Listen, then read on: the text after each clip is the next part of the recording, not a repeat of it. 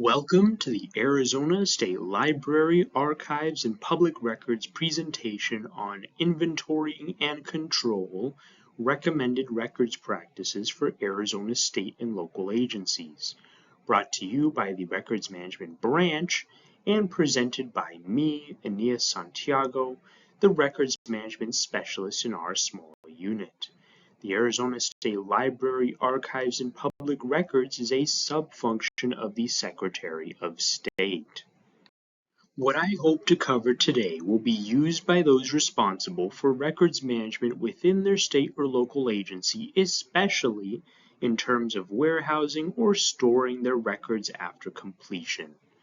We're going to start by addressing the common misconception of mixing the terms of archiving with record storage and talking about other key terms that will be used in the presentation, and hopefully by you and your records inventory and control practices. Furthermore, we'll dive into more information on the general and custom retention schedules, hand in hand with our guide on how to reference them, changes to the schedules made by us and by agencies themselves, and their application to the storage of records by an agency. We'll also include information on records inventory and control more specifically, such as their process, relation to each other, and to the life cycle of records, contents and tools, as well as challenges to the process overall, circling back to the guidance in the introductory presentation, how we apply to the process, and where to go for any guidance. As this is a lot of ground to cover, if there are any recommendations for this information, or if you like to do it a certain way, please let us know via the email at the end so we can translate that. We tend to get it a lot that archives and records management are one and the same when they are not. While the two areas are closely related and in the past were even combined here due to staffing limitations, they have very different scopes, responsibilities, and considerations. Records management focuses on records throughout their active and inactive life, while archival staff handle records that have been designated as permanent and preserved for long-term historical, legal, or evidentiary value.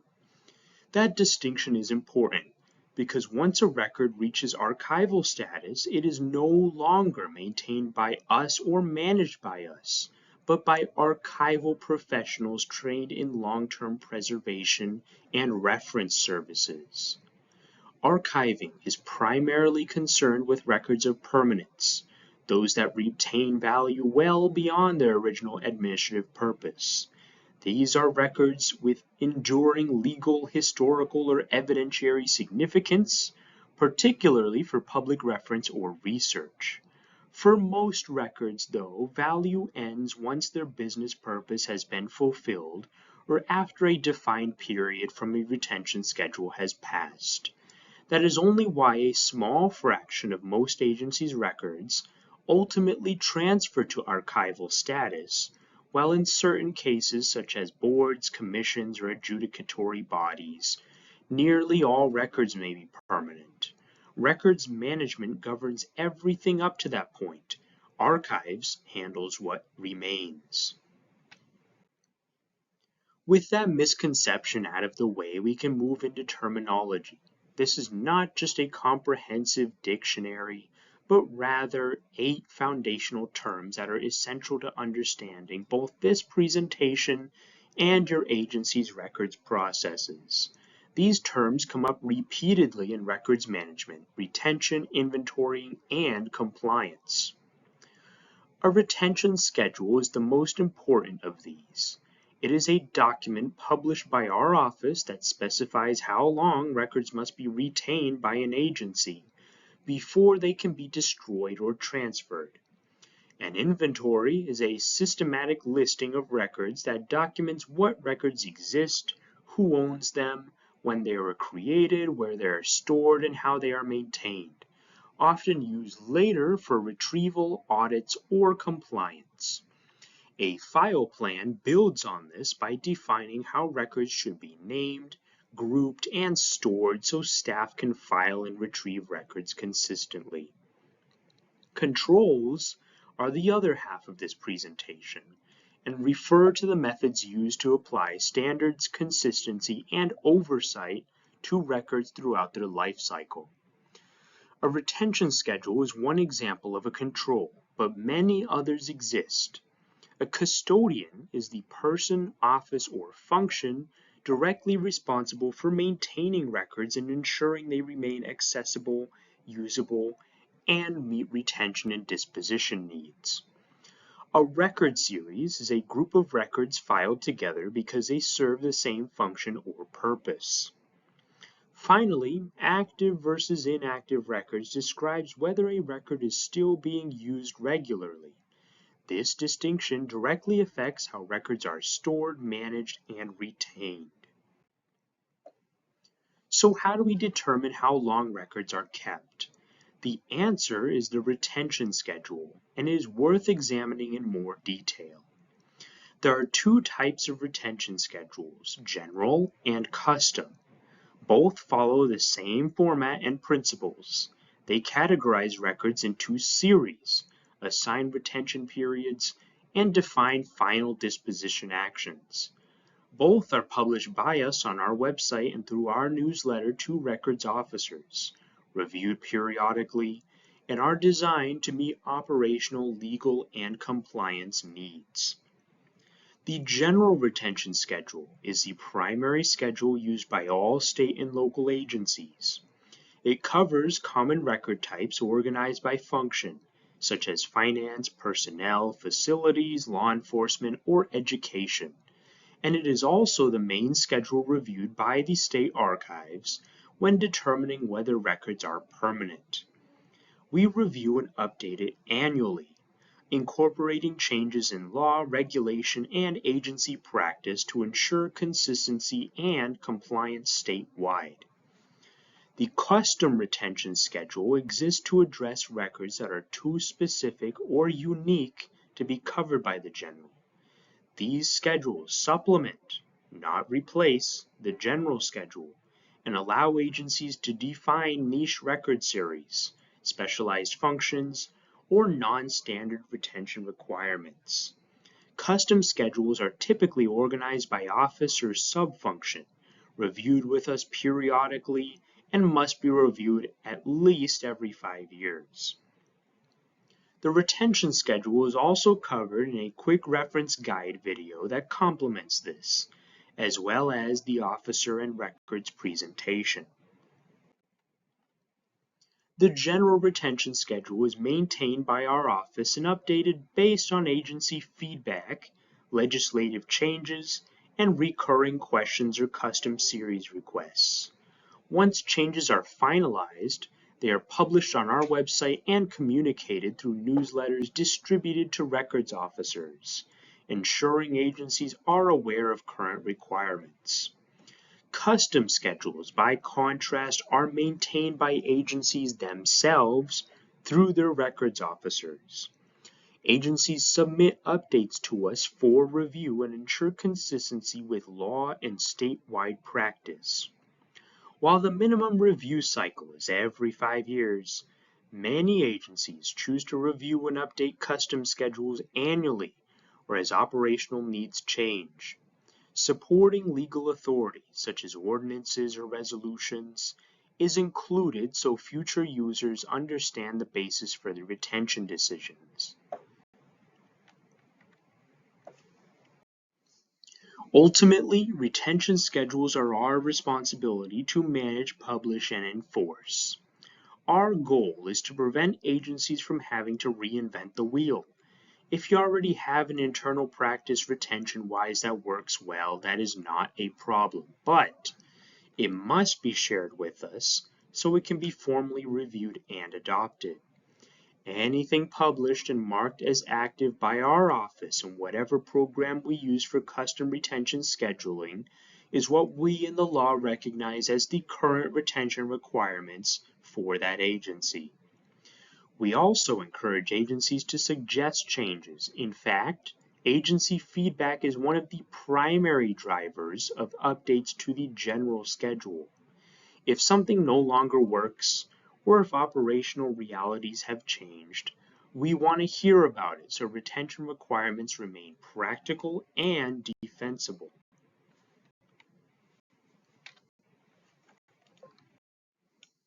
Now that we've covered the major misconception, terminology, and the most important reference tool, the retention schedule, it makes sense to start applying this information in a practical way. Before we get into specific guidance, however, it's important to understand what happens to a record immediately after it is created, because this is where inventorying and controls truly begin. Once a record is created, it typically undergoes some form of quality assurance or review as part of an established business process. This step ensures the record is complete, accurate, and appropriate for its intended purpose. At this point, the record is not yet being evaluated for long-term retention or disposition.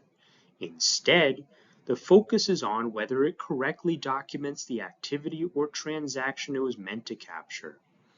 After review, the record is stored in a location defined by agency procedure, whether that is a shared drive, case management system, filing cabinet, or another storage environment, while it continues to be actively used. During this early phase, only basic identifying information is assessed so the record can be retrieved again when needed. This includes who created the record, when it was created or last modified, what type of record it is, and what format it exists in. Many agencies also track where the record is stored, where it has been checked out, or which system it resides in. Even this minimal level of tracking, referred to as metadata, which you can find more information on in our electronic records presentation, is an early form of control. At the same time, records are appraised, often informally but sometimes formally, either as part of this same workflow or shortly afterward. Appraisal answers key questions. What value does this record have to the agency? Does it have legal, fiscal, administrative, or historical significance? Is it covered by an existing retention schedule? Is it an official record or merely a convenience copy? Many agencies document this appraisal through internal checklists or certifications, often as a legal safeguard. Only after a record has been identified and appraised does it move fully into organization, inventorying, and longer-term storage, where it remains until the rest of its retention period, and where routine housekeeping is applied to ensure no mold, deterioration, or corruption. This sets the stage for understanding how identification turns into inventory and how appraisal turns into controls. A record's inventory can be viewed as a control in and of itself, but it deserves independent emphasis due to its importance and flexibility. While retention schedules are legally required, inventories are not, but they are one of the most effective tools an agency can use to manage records responsibly, economically, and defensively. An inventory is as simple as a spreadsheet or list, and can include those mentioned in the slide, which we'll get to now. At its most basic level, an inventory can be as simple as a spreadsheet or list. It documents what records exist and provides visibility into the agency's information holdings. The most fundamental elements include the record series title and description, which explain why the record exists and what purpose they serve and what it's called. These titles are often pulled directly from retention schedules to ensure consistency and to confirm the records are covered by an approved retention requirement. Beyond that, inventories identify the custodian or owner of the records, who created them, who maintains them, and who is responsible for their accuracy and disposition. Format and medium are also documented, distinguishing between physical and electronic records, and identifying file types, systems, and storage environments.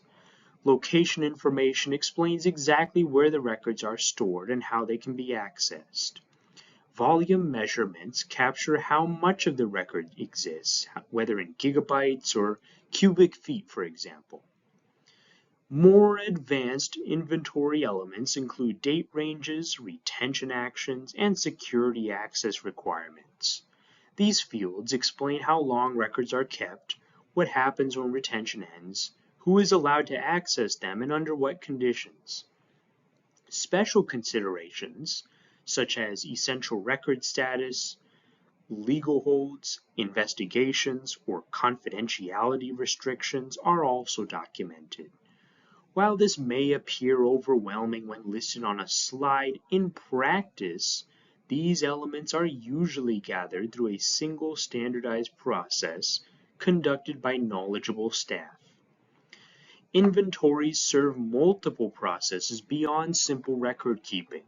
They support legal discovery, public records requests, disaster recovery planning, audits, policy development, and strategic planning. But most importantly, they ensure agencies know what records they have, where those records are, and how they are supposed to be managed before they actually do anything with them. It should be said up front that this entire process becomes much simpler when using our inventory sheet. That said, the sheet is not meant to be rigid or restrictive. It is designed to be modified so it fits cleanly within the existing bureaucratic processes of your agency. The goal is not to force a new workflow where one already works, but to standardize the information being captured so it remains useful over time. The inventorying process typically begins with establishing a clear plan. This includes identifying who will be responsible for custodian duties, defining the scope of the inventory, whether that's all records in a department, single function, or even something as specific as a whole floor of a building or storage room, and outlining staff responsibilities for maintaining and updating the inventory.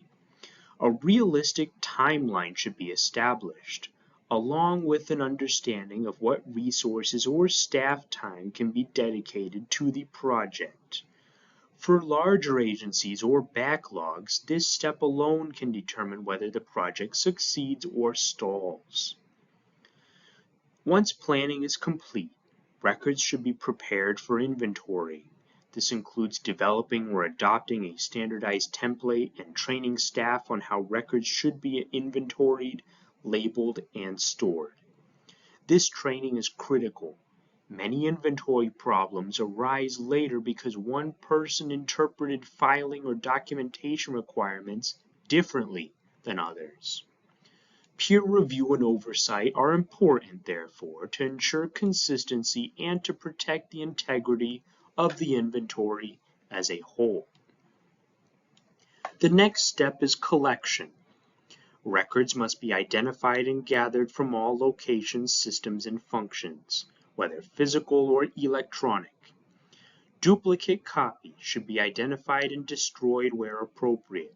This is the ideal time to slim down because holding on to unnecessary copies only compounds problems later.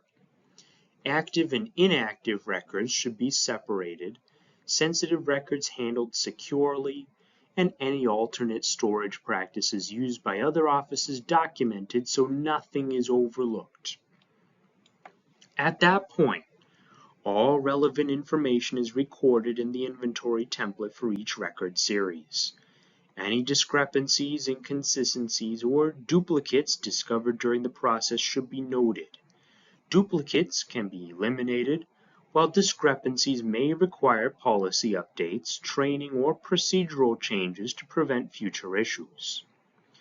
Retention schedules should be applied directly during this stage so there is no confusion about what a record includes or how long it must be kept.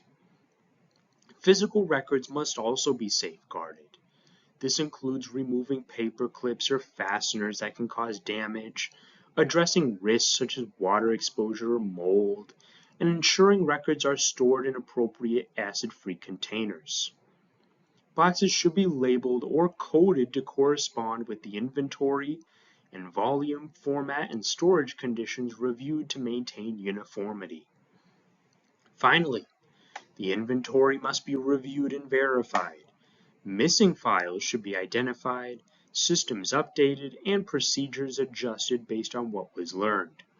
Inventorying is not a one-time project either. It becomes an ongoing responsibility. Once an agency commits to inventorying, it must be maintained consistently so future records do not fall outside the system. With inventories covered, we can now expand into the broader topic of records management controls. Controls are the mechanisms that ensure records are managed consistently, lawfully, and reliably throughout their life cycle. While controls can serve many purposes, they generally fall under 8 umbrellas: content, context, structure, reliability, authenticity, integrity, accessibility, and usability. All of these controls operate under a shared framework known as the define, trust, and use model. This model applies regardless of record type, system, or agency size, and helps explain how records transition from creation to long-term management. The define phase establishes what information is required for a record to be properly controlled. This includes ensuring records are complete and accurate, clearly linked to agency functions, and standardized through uniform formats, fields, or identifiers. Legal, regulatory, or policy triggers are also applied at this stage, so there are no downstream compliance issues. The trust phase builds confidence in the record. It ensures the record is verified, auditable, protected from unauthorized modification, and routinely monitored. This is where safeguards such as approvals, audit trails, and access restrictions come into play. Although the saying is trust the process, that only comes with applied safeguards. Once defined and trusted, the record can be confidently used. It should be searchable, retrievable, understandable, and accessible to authorized users. Backup procedures, disaster recovery planning, and continuous process refinement ensure records remain usable even as systems or staff changes, just like that which we mentioned in the inventory portion. The define, trust, and use model is the foundation upon which all records controls are built. While the concept itself is straightforward, designing controls that truly support that model can be challenging, especially depending on the system. For that reason, then, we are going to break it back down into the 8 categories of records controls that we mentioned and provide practical examples of how each applies within records processes. Reliability controls focus on the extent to which a record can be trusted as a complete and accurate representation of the activity or transaction it documents. These controls may include workflow accuracy and approval mechanisms, such as the monitoring process we discussed earlier, as well as automated record capture within electronic systems. Another common reliability control is separation of duties across the record's life cycle, where different individuals are responsible for creation, inventory and retention, and disposition. Ultimately, reliability controls ensure that the record fully and truly and accurately reflects what actually occurred. Authenticity controls assess whether a record is genuinely what it claims to be and whether its origin and content can be verified. Reliability often cannot exist without authenticity, which is why these controls work so closely together. Common authenticity controls include digital signatures and timestamping, which clearly demonstrate authorship and timing. Other methods include secure chains of custody, metadata fields such as creator identity, creation date, system of origin, and other indicators that certify the record as originating from an authorized source. Integrity controls ensure that a record's authenticity and reliability are preserved over time. A record may begin its life cycle as accurate and trustworthy, but without integrity controls, that status can degrade. Examples include centralized and well-documented disposition processes, preventing records from being edited once verified, and maintaining audit trails and system logs. Regular audits help confirm that records continue to align with internal policy, legal requirements, and established guidelines. Beyond those foundational controls, we move into the next grouping, which is accessibility and usability. Those are closely related and often considered two sides of the same concern. Accessibility refers to how easily a record can be located, retrieved, and presented when needed. This includes determining who is authorized to access certain records, how that access is granted, and what procedures are in place during emergencies or disasters. Role-based access controls are critical here, as are backup systems, essential records identification, disaster recovery planning, coordination with emergency management authorities, and migration strategies to move records between systems without data loss. Accessibility also extends to processes for fulfilling public records requests. Usability, by contrast, focuses on what happens after a record is accessed. It addresses how easily the record can be understood, interpreted, and used effectively by its audience. Usability controls like consistent file naming conventions, indexing and classification schemes, robust search and retrieval tools, standardized formats, and a user-friendly system interface that allows users to quickly make sense of the information presented. This naturally leads into the final grouping of controls, which further support usability while addressing distinct considerations: content, context, and structure. Content controls relate to the information contained within the record itself. This includes the use of standardized templates, clear criteria for determining what constitutes a record, and processes for ensuring completeness, accuracy, and completion when necessary. Context controls capture the background surrounding a record, why it was created, who created it, who it applies to, and how it fits within agency operations. Examples include classification schemes, records created or managed within electronic records management systems, and automated retention triggers that apply retention rules when certain events occur, all while maintaining links to authenticity and integrity metadata. Structure controls define the format and organization of a record, shaping how it aligns with all other controls. These include standardized file formats, version control mechanisms, and system-enforced document structures that limit unauthorized changes and ensure consistency across records. All 8 of these control categories apply across the record's life cycle and frequently overlap. Together, they ensure that multiple perspectives and safeguards are built into every record. Collectively, they function as preventive controls to reduce mismanagement, detective and corrective controls to identify and address process failures, directive controls that guide action, and compensatory controls that reinforce and strengthen the overall records management framework. Unfortunately, records inventorying and control, just like any other operational process or process that we mention, comes with significant challenges that need to be acknowledged and addressed.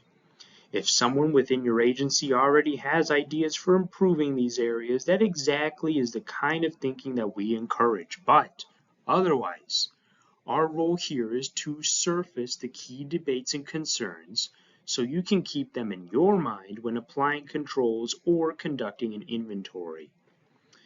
The most prominent challenge is volume and complexity. the sheer amount and variety of records agencies manage. Closely tied to that are issues of centralization and the need for coordinated oversight of a records management system unified. Resource and time constraints, particularly for smaller offices that must manage these processes independently, are also major hurdles.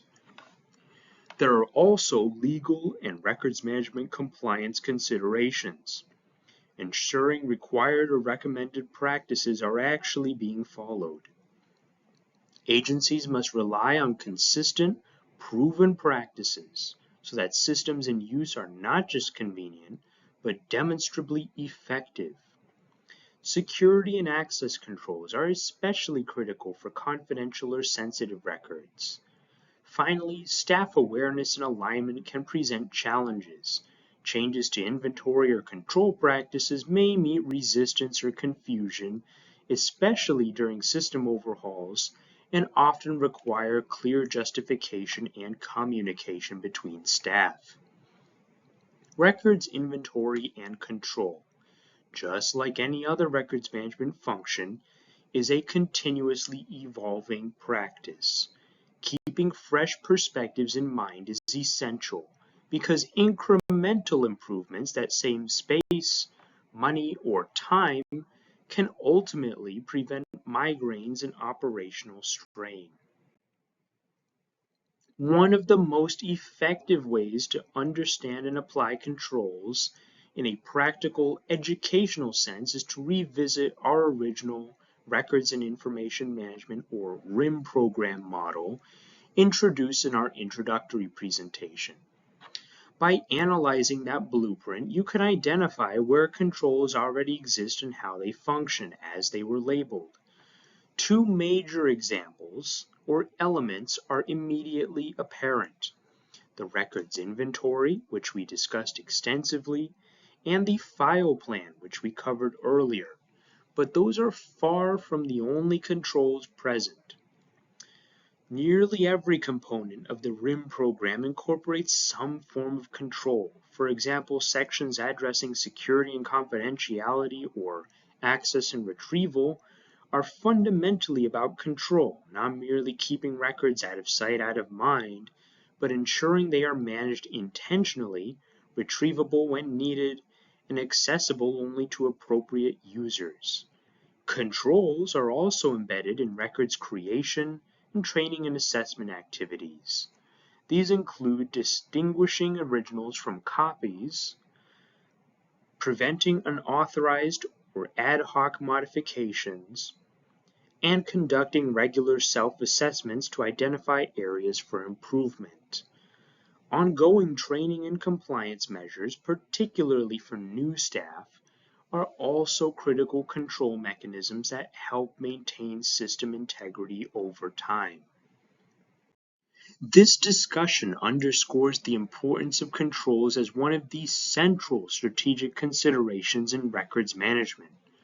While it may be tempting to simplify the process as records being created, stored, and eventually disposed of, the reality is far more complex than that. The systems in which records are created, the individuals who generate or request them, and the context in which they are used all make control the primary concern of records managers, and by extension, of this presentation. Controls help smooth the entire life cycle of a record, guiding it seamlessly from one stage to the next. During creation, controls introduce organization through standardization, traceability, and approval processes. During retention, they define the information necessary for access and usability, such as consistent labeling, tracking mechanisms, preservation standards, and efficient retrieval methods. During disposition, controls prevent unauthorized or undocumented destruction, establish accountability, and identify records with archival value. The inventory supports these controls by being continuously updated to reflect current records.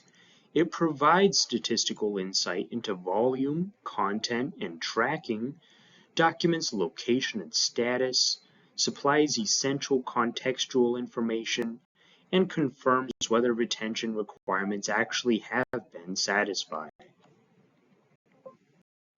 The reason we do not set a rigid universal list of controls or a single method for applying them is that controls are inherently contextual and content-driven.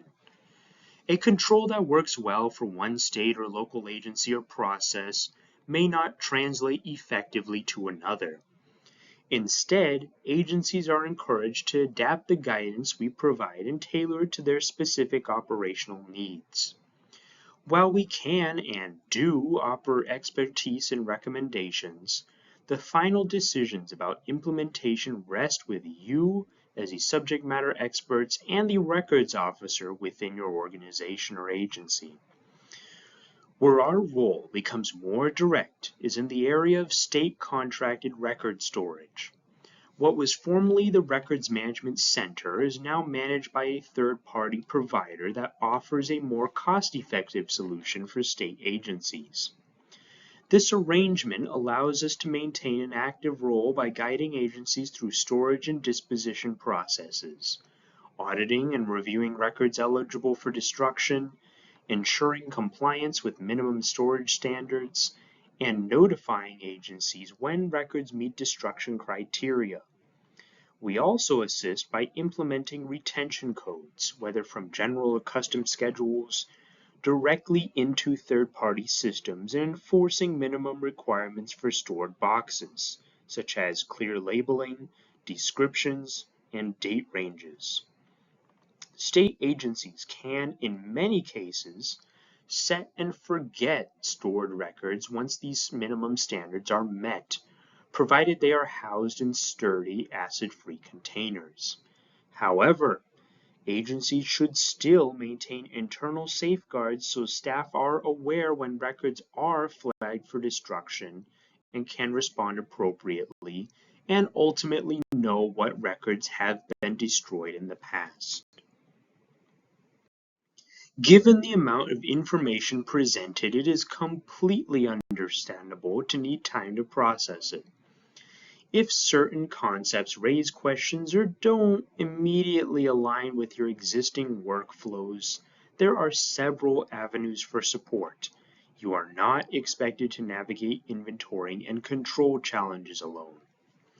As mentioned earlier, we remain a resource for guidance and best practices. While direct services of ours are limited primarily to state agencies under contracted storage arrangements as we previously mentioned, we are still available to advise any agency on inventorying and control solutions. Peer agencies, such as municipalities working with other municipalities or sheriff's offices learning from one another, can also provide valuable practical insight, particularly when they face similar operational constraints. When internal or peer support is insufficient, though, professional organizations and associations often offer standards, expertise, and forums for collaboration.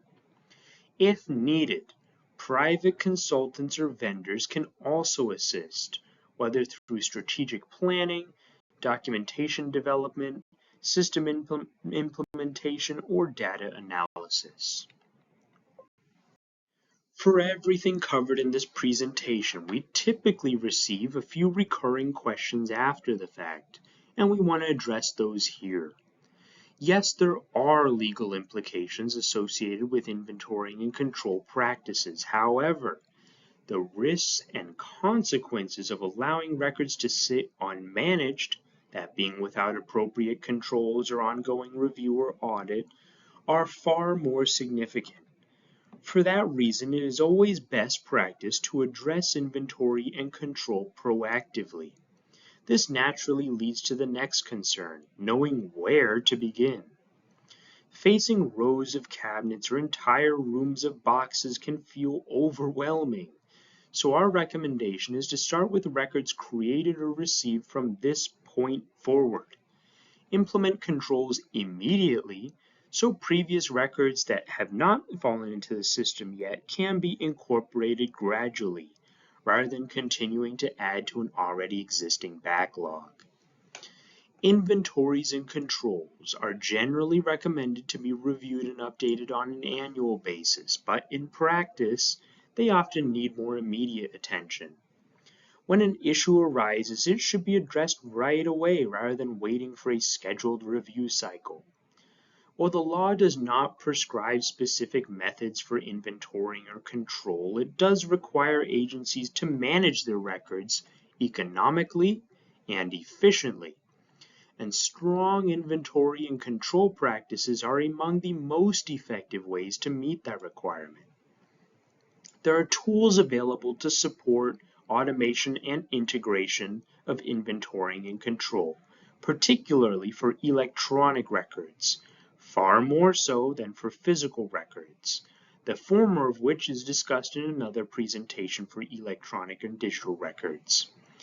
In short, though, these tools can automatically apply retention requirements, improve search and access functionality, and standardize how information is captured and displayed.